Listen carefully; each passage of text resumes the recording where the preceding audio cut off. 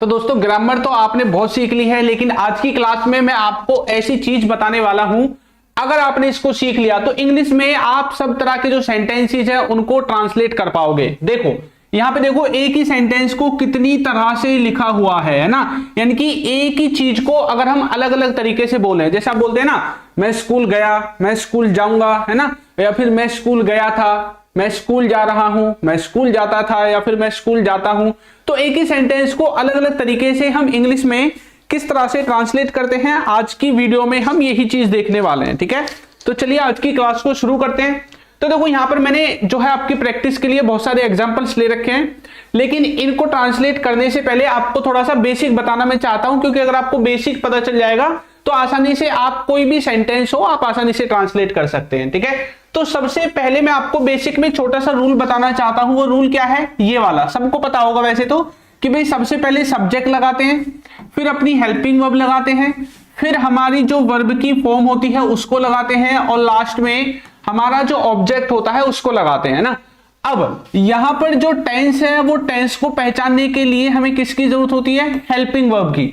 अगर कोई भी सेंटेंस किसी भी तरह से लिखा हुआ है, जैसे यहां पे देखो ये अलग अलग तरीके से लिखे हुए हैं, है ना, लेकिन काम सब में एक ही हो रहा है, क्या, किसी चीज को खाने का।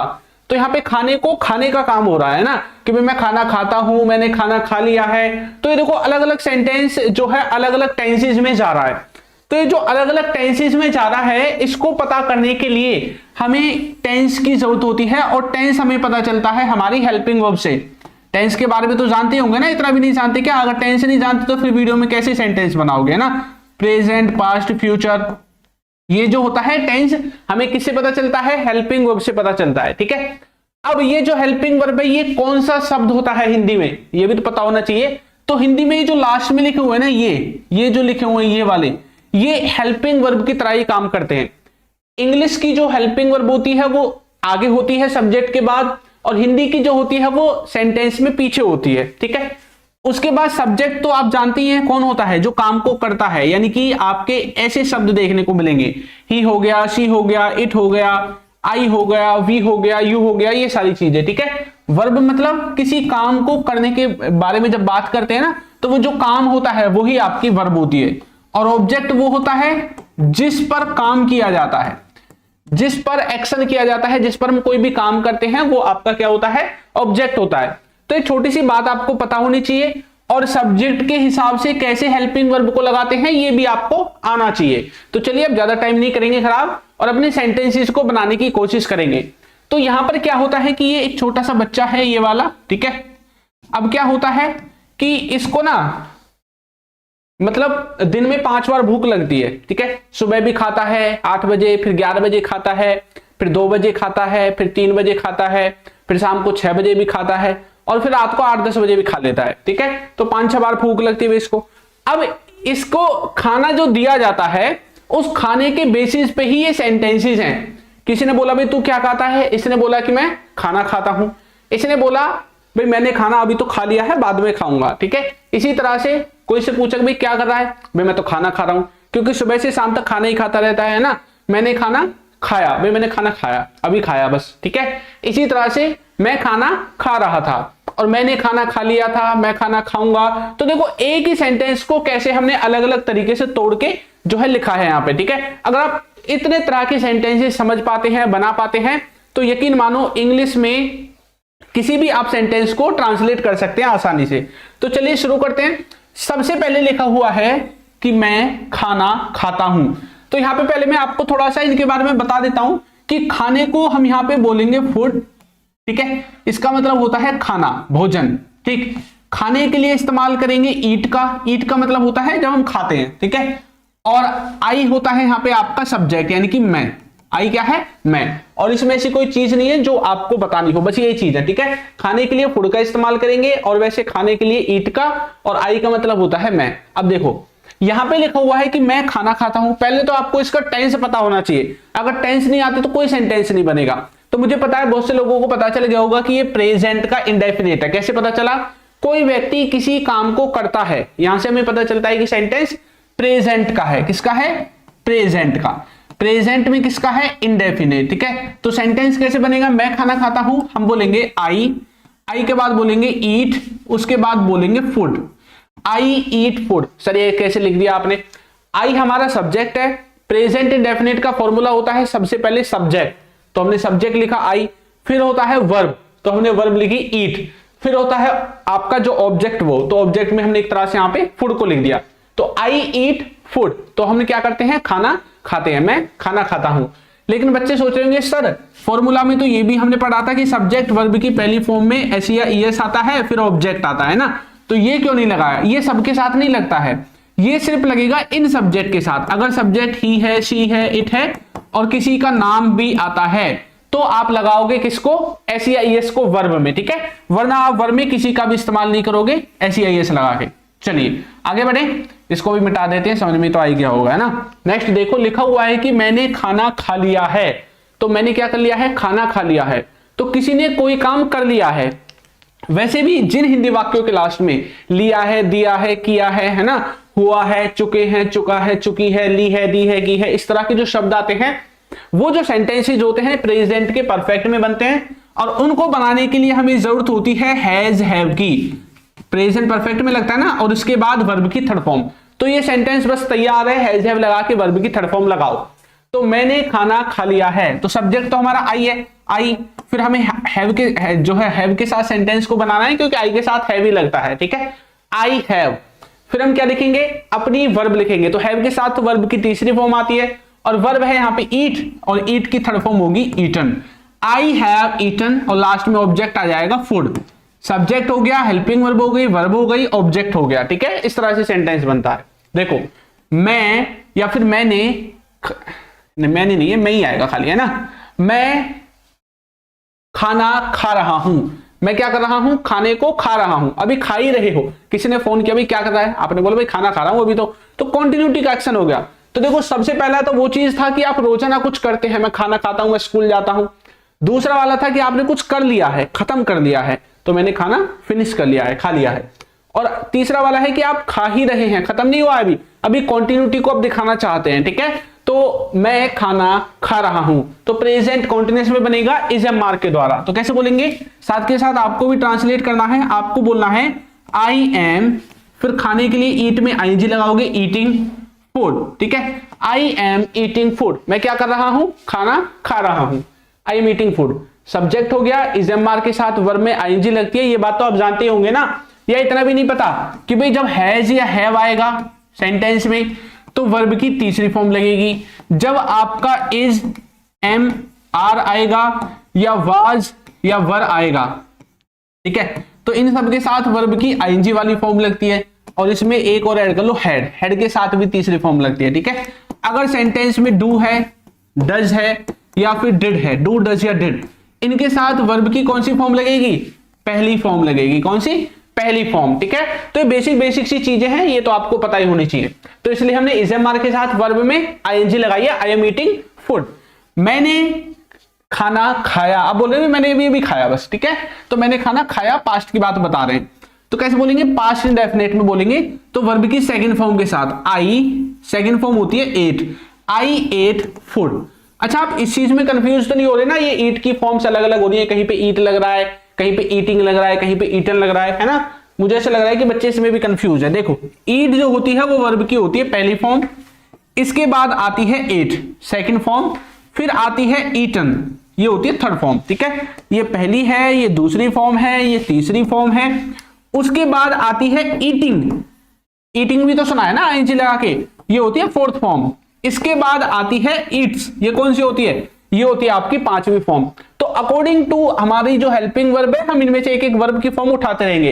हैज हैव हैड कभी भी आएगा तो तीसरी फॉर्म लगा देंगे, इज एम आर या वाज वर में से आएगा तो ये वाली लगा लेंगे आईएनजी वाली, डू डज डिड में से आएगा तो पहली फॉर्म लगा लेंगे। बची ये वाली फॉर्म, ये सिर्फ एक ही टेंस में लगती है, अभी आपको बताया था पास्ट के इंडेफिनिट में। और देखो पास्ट इंडेफिनिट में हमने लगाया भी है एट, मैंने खाना खाया, आई एट फूड, ठीक है। इसी तरह से ये जो है ये प्रेजेंट इंडेफिनिट में लगेगी। अभी मैंने आपको बताया था कि ये पहला वाला जो सेंटेंस है प्रेजेंट इंडेफिनिट का है, लेकिन यहाँ पे पहली फॉर्म लगाई है, क्यों? क्योंकि सब्जेक्ट नहीं है हमारा उस हिसाब का। तो इसको लगाने के लिए हमें सब्जेक्ट चाहिए अलग से, ही शी इट, ये वाला हमें सब्जेक्ट चाहिए, तब हमारी जो वर्ब की फॉर्म है यहां पे अच्छे से काम करने वाली है। ठीक है, चलिए तो देखते हैं दोबारा से। मैं खाना खा रहा था, ये कब का है? पास्ट का। तो पास्ट का कॉन्टिन्यूअस हो गया, कैसे बोलेंगे? I was eating food. तो मैं क्या कर रहा था? खाने को खा रहा था। I was eating food. मैंने खाना खा लिया था, तो कुछ कर लिया था, लिया था, दिया था, किया था, पास्ट परफेक्ट।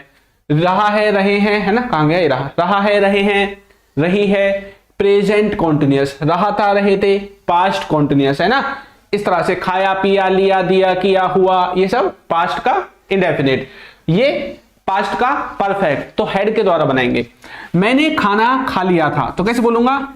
आई, फिर मैं बोलूंगा had, I had eaten food. ठीक है, आई हैड ईटन फूड। तो बस आपको टेंस आने चाहिए, आराम से बना पाओगे। मैं खाना खाऊंगा, खाऊंगा, खाया नहीं, खाऊंगा, फ्यूचर में जाएगा, तो कैसे बोलेंगे? I will eat food. तो मैं क्या करूंगा भाई? खाना खाऊंगा, आई विल ईट फूड। मैं खाना खा चुका होऊंगा, खाने को खा चुका होऊंगा, फ्यूचर में कुछ कर चुका होऊंगा, खत्म कर चुका होऊंगा, है ना। तो खत्म कर चुका होऊंगा या शुरू कर चुका होऊंगा, ऐसी चीजों में फ्यूचर परफेक्ट लगता है। तो लगेगा I will have eaten food. तो मैं खाने को खा चुका होऊंगा, I will have eaten food. इस तरह से सेंटेंसेस जो है आपके यहाँ पे बनेंगे। अगर कोई ऐसा बच्चा है जो चाहता है कि मैं बिल्कुल बेसिक से सर इंग्लिश सीखना चाहता हूं, मुझे कुछ भी नहीं आता, है ना, मुझे बस इंग्लिश पढ़नी आती है, वो भी देख देख के, ठीक है, और एबीसीडी आती है, मुझे इंग्लिश में सेंटेंसेस को ट्रांसलेट करना सीखना है, बोलना सीखना है, तो आपको हमारी एप्लीकेशन डाउनलोड करनी पड़ेगी, अल्फा स्पोकन इंग्लिश। ठीक है, ये एप्लीकेशन का नाम है, प्ले स्टोर पे सर्च करोगे मिल जाएगी, ये लोगो से आप पहचान लेना, बाकी नहीं मिलती है तो नीचे जो नंबर है इस पे भी आप व्हाट्सएप पे मैसेज करके इसका लिंक ले सकते हैं। ठीक है, और ये भी आपके सामने नंबर लिखा हुआ है, तो इसी पे हमारे जो कोर्सेज हैं वो सब आपको मिलेंगे। अगर आपको कोर्सेज करने हैं तो आप डाउनलोड कर लेना। ठीक है, चलो तो देखो जो वर्ब की फॉर्म है और जो हेल्पिंग वर्ब है वो सबसे ज्यादा इंपॉर्टेंट जो रोल है वो प्ले कर रही थी। अभी हमने यहाँ पे देखा, क्या चीज देखी? देखो आई सब में सेम है क्योंकि सब्जेक्ट सब में सेम है। सबसे ज्यादा इंपॉर्टेंट चीज क्या आ रही थी? Helping verb. ये रही हेल्पिंग वर्ब, है ना, और कहा ये रही हेल्पिंग वर्ब, और हेल्पिंग वर्ब के साथ वर्ब की फॉर्म। तो अगर आपको टेंसेस पे या सेंटेंसेस पे अच्छे से कमांड करनी है तो आपको हेल्पिंग वर्ब प्लस वर्ब की फॉर्म्स याद होनी चाहिए। ठीक है, वर्ब की सभी फॉर्म आपके टिप्स पे होनी चाहिए, आपको पता होना चाहिए कि पहली फॉर्म है या दूसरी। आसान बहुत है वर्ब की फॉर्म्स को याद करना। अगर आप चाहते हैं कि वर्ब की फॉर्म के ऊपर भी एक अलग से वीडियो आपको मिले तो आप मुझे कमेंट करके बता सकते हैं। ठीक है, सिंपली लिख देना सर हमें वर्ब की फॉर्म वाली वीडियो चाहिए बस। ठीक, चलो, और हेल्पिंग वर्ब के बारे में तो मैंने आपको बता ही रखा है। ठीक है, इसी तरह से आपके ये वाले सेंटेंसेस भी हैं। इनमें एक बच्चा है जो स्कूल जाता है, ठीक है, और उस स्कूल जाने के सेंटेंस को कितनी तरह से बोला जा सकता है वो सब मैंने यहाँ पे लिखा हुआ है। तो चलो इसको भी देखते हैं एक बार बना के कि ये जो है कैसे ट्रांसलेट होगा। यहाँ पे जाने के लिए गो का इस्तेमाल करेंगे। गो की जितनी भी अलग अलग फॉर्म्स हैं वो आपको पता होनी चाहिए। जैसे गो की फॉर्म पहली गो, दूसरी वेंट, तीसरी है गॉन, उसके बाद है गोइंग और उसके बाद है गोज। ठीक है, ये अलग अलग फॉर्म्स जो है वो गो की चलेंगी यहाँ पे, और सब्जेक्ट सब में सेम है आई, और स्कूल तो है ही इसमें। ठीक है, तो गो की फॉर्म्स ही हैं जो ज्यादातर बच्चे कंफ्यूज करेंगे, मैंने सीरीज में लिख दिए हैं। ये फर्स्ट है, ये सेकंड है, ठीक है, ये थर्ड है, ये फोर्थ है और ये फिफ्थ है। चलो देखते हैं। लिखा हुआ है कि मैं स्कूल जाता हूं, सब बना देंगे सर इसको तो हमें पता है। देखो एक बात होती है कि आपने कोई चीज देखी और आपने उसको बार बार प्रैक्टिस कर रखा है तो आपको पता है कि इसकी इंग्लिश क्या बनेगी, लेकिन आपको उसका कॉन्सेप्ट नहीं पता। आपने इंग्लिश तो रट ली लेकिन कॉन्सेप्ट नहीं पता, तो आपको कॉन्सेप्ट सीखना है ताकि उसी तरह के बहुत सारे सेंटेंस आप बना सके। तो इसका कॉन्सेप्ट ये है कि जब भी आपको किसी सेंटेंस में ऐसा मीनिंग दिखाई दे कि कोई कुछ करता है, मैं स्कूल जाता हूं, पीछे क्या था, मैं खाना खाता हूं, और आगे क्या आएगा, देखो मैं टीवी देखता हूं, तो यहां पे मीनिंग क्या देखने को मिला कि कोई कुछ करता है, कोई किसी काम को करता है। तो जब भी ऐसा देखने को मिले तो सेंटेंस हमेशा प्रेजेंट के इंडेफिनिट में बनेगा। तो मैं क्या करता हूं, स्कूल जाता हूं, कैसे बोलेंगे, आई। अब आई आ गया फिर से, तो इसके साथ एस तो लगेगा नहीं, तो क्या लिखेंगे, I go to school. I go to school, मैं कहां जाता हूं, स्कूल जाता हूं। मैं स्कूल गया हूं। किसी ने बोला भाई तू कहां गया है, आपने बोला यार मैं तो स्कूल गया हूं, तो कैसे बोलेंगे आई। ये कौन सा है, पहले सेंटेंस पहचानो। किसी ने कुछ किया है, गया हूं, लिया हूं, दिया है, किया है, हुआ है, ली है, दी है, की है, इस तरह का मीनिंग है। तो ये जो सेंटेंस है ये प्रेजेंट के परफेक्ट का है जिसमें हैज हैव लगेगा। तो मैं स्कूल गया हूं भैया, तो कैसे बोलेंगे आई हैव। अब हैज हैव के साथ तो तीसरी फॉर्म लगेगी, तो गो की तीसरी form gone. I have gone to school, तो मैं कहां गया हूं, स्कूल गया हूं। इस तरह से मैं स्कूल जा रहा हूं, कहां जा रहे हो, स्कूल जा रहे हो। कॉन्टिन्यूटी में एक्शन, तो कॉन्टिन्यूअस टेंस ऊपर से प्रेजेंट का है तो इज एम आर लगेगा, तो बोलेंगे I am going to school. I am going to school, मैं स्कूल जा रहा हूं। और मैं स्कूल गया, पास्ट की बात बतानी है तो पास्ट इंडेफिनिट लगेगा सेकंड फॉर्म के साथ। तो वर्ब की सेकंड फॉर्म क्या हो जाएगी, गो की वेंट। तो आई वेंट टू स्कूल। अगर टू नहीं लिखना चाहते तब भी कोई दिक्कत नहीं है यहां पे, ठीक है। आई वेंट स्कूल, मैं स्कूल गया, ठीक है। ऐसे मैं स्कूल जा रहा था, पास्ट का हो गया, कुछ कर रहे थे तो वाज वाला लगेगा, तो कैसे बोलेंगे I was going to school. I was going to school, तो मैं कहां जा रहा था, स्कूल जा रहा था। कहां पे जा रहा था, स्कूल जा रहा था। इस तरह से बनेगा, ठीक है। मैं स्कूल चला गया था, कुछ हो गया था, लिया था, दिया था, किया था, पास्ट परफेक्ट, तो मैं स्कूल चला गया था। I had gone to school. समझ में तो आ रहा है ना कैसे कैसे सेंटेंसेस बने। मैं पहचान कैसे रहा हूं, ये ऐसे ही बनेगा। मैं पहचान रहा हूं हिंदी में यहां से जो रेड कलर का लिखा हुआ है, क्योंकि ये टेंसेज में समझाया जाता है, और इंग्लिश में हेल्पिंग वर्ब से और वर्ब की फॉर्म जो है मुझे आती है, और हेल्पिंग वर्ब से मुझे ये पता चल रहा है अगर मेरे सामने से कोई इनको भी हटा देना, अब इनको, और सिर्फ ये इंग्लिश मुझे दे दे, तब भी मैं इनकी हिंदी बना दूंगा। क्यों, क्योंकि मुझे पता है कि ये कौन सा सेंस देते हैं। जब मैं हैज हैव को देखूंगा तो मुझे पता है कि हैज हैव के साथ वर्ब की थर्ड फॉर्म प्रेजेंट परफेक्ट में लगती है, और जब ये प्रेजेंट परफेक्ट में आता है तो उसका मीनिंग क्या होता है, मुझे पता है कि किसी ने कोई काम किया है, खत्म कर लिया है या शुरू कर लिया है, या फिर लिया है, दिया है, किया है, हुआ है। उस हिसाब से मैं अपने सब्जेक्ट को देखूंगा और इसके हिसाब से अपना मीनिंग जो है वो निकाल दूंगा, ठीक है। ऐसे बनता है सेंटेंस। अब देखो जैसे मैंने यहां पे बोला I have gone to school. I have gone to school, देखो टू स्कूल का मतलब है स्कूल, ठीक है। गॉन का मतलब है जाना, ठीक है। हैज हैव हेल्पिंग वर्ब को बता रहा है जिसमें क्या आएगा, वही लिया है, दिया है, किया है, ठीक है, ऐसी चीजें आएंगी। आई का मतलब होता है मैं, ठीक है, यहां पे है। अब देखो यहां पे मुझे लिखना है सबसे पहले मैं, कहां पे गया हूं भैया, स्कूल, मैं स्कूल, ठीक है। उसके बाद अब मुझे यहां से अपना चेक करना है क्या लिखना है। देखो मुझे जाना तो लिखना नहीं है, अब गो की अलग अलग फॉर्म्स है, ऐसे ही जाने को भी अलग अलग चीज तरह से बोलेंगे, है ना। जैसे जाने को कैसे कैसे बोल सकते हैं, देखो वैसे गो का मतलब होता है नॉर्मली जाना, तो जाने को बोल सकते हैं गया, जाएगा, है ना, या फिर और क्या बोल सकते हैं, गया है, जाएगा या जाता। ऐसे गो के भी अलग अलग हो जाएंगे, तो हिंदी में भी अलग अलग चीज होती है। अब जो चीज जहां पे फिट बैठेगी मेरे टेंस के अकॉर्डिंग वो ही मैं उठाऊंगा, सबको थोड़ी लगाऊंगा।